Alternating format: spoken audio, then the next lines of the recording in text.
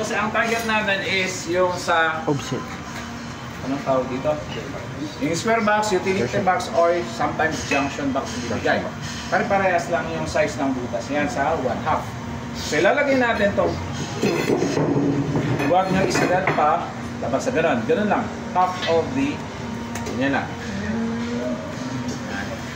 Half lang ah. Pero ito, be sure na na-thread na siya. Na-thread. Ibig sabihin, yung unang-unang step na gagawin sa magti-thread. Correct. Di ba yun yung sinabi ko? Cut, thread, and bend.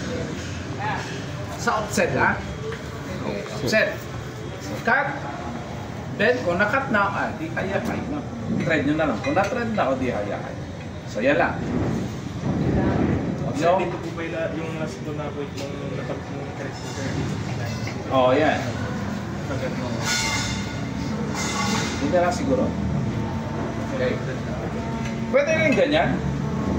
Kung ang bend nyo is nasa 50 yung bend. Ang usapan natin 30 kasi, kaya ito tatamaan ng ano. Yan. Okay na yan. Okay, so gawin natin.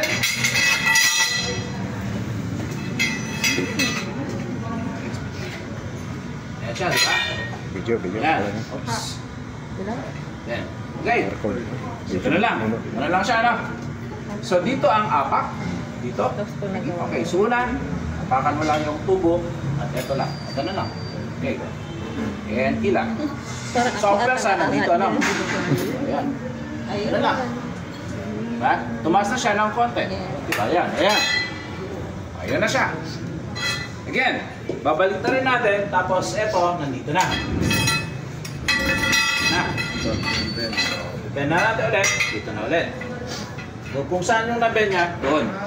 Okay, apak to kasi yun. Yan.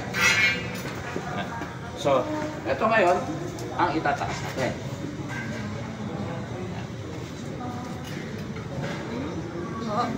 Yan na siya. So, you have now the set. Mataas, sir. Mabilis kaya lang yung bukas Yan. Tumataas sir, bagsak sir. Asya na. Sobra. Taas. Hindi na pwede balik, sir. Ate, bagsak sir. Bagsak. Eh, hindi na pwede Nasobrahan ko. sir. Nasobrahan. Pwede balik ng konti. Pero sa 90%.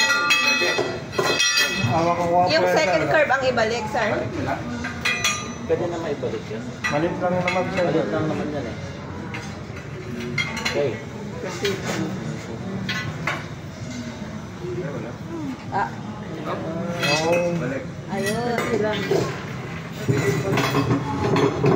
Yan, sakto, di ba? Oo. Okay, space na tayo.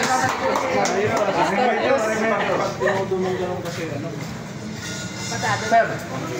Okay, so that is the RSC. Okay, tignan natin dito sa EMT. Okay.